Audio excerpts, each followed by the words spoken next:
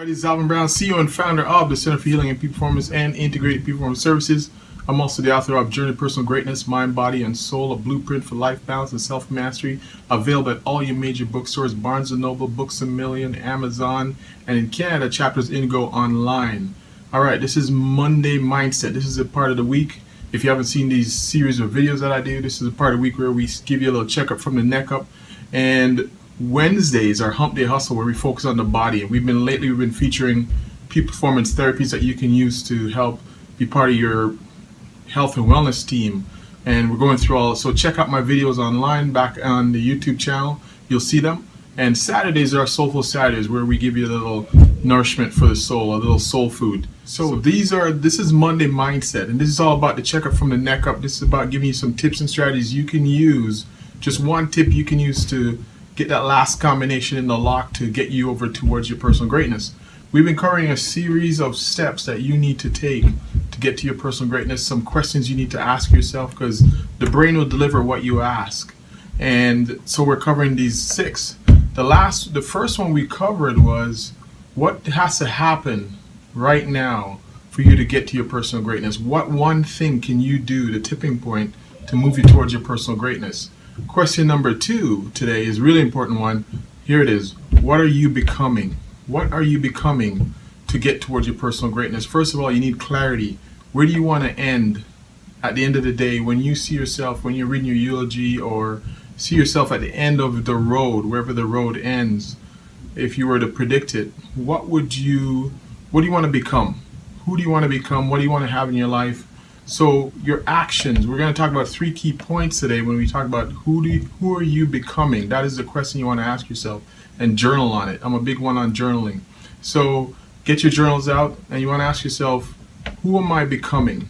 So each day your steps are getting you closer to that vision of yourself.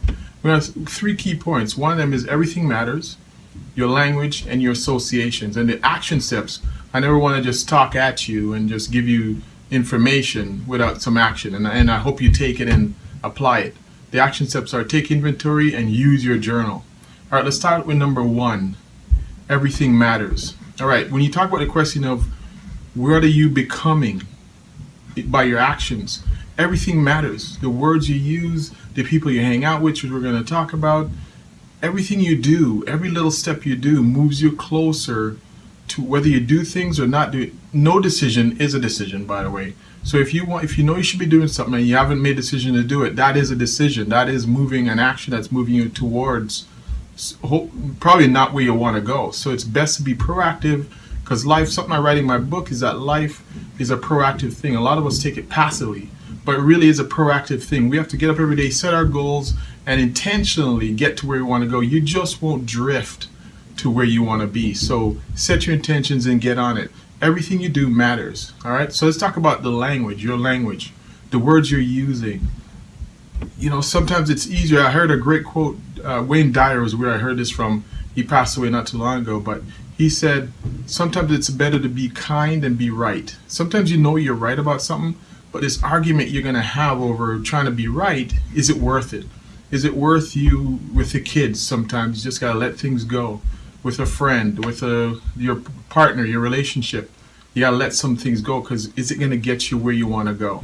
And I see some people being really loose with their language, using words and phrases that aren't getting them where they want to go. And that's the thing. What are you becoming? Right? That's the question. Who and what are you becoming by the language that you're using?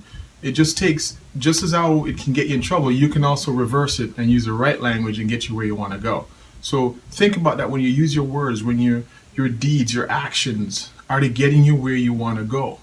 Right? So think about that. The person you want to become, the money you want to have, what do you want to leave? What's your legacy? Is your actions taking you there? Next one, so that was everything matters. Number 2 is your language, and the last one is your association. Really, hugely important.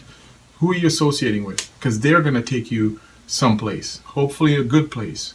Because those around you, let me tell you, you're the sum total of the 5 people you hang around with, whether it be income, your marriage, your relationships, your business. Who are you hanging out with? Because you can't rise higher than the conversations you're having and the people you're hanging out with. So who's your association? Start to take inventory on that. All right, so let's move to the action steps. That's the main thing, is the action step I led into it. Take inventory. Start to take inventory in your language.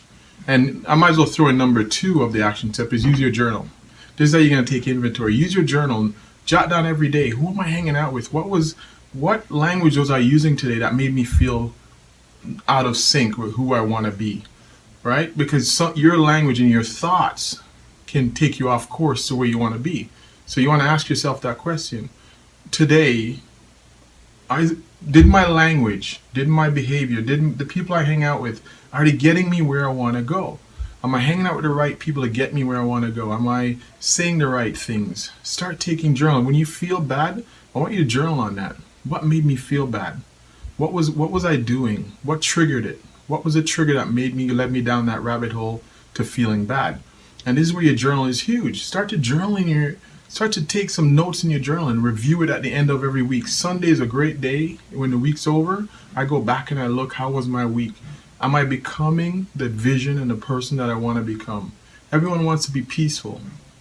I know everyone's looking for peace, joy, happiness. But then you go back and look at your journal. Are you doing the things that makes you happy?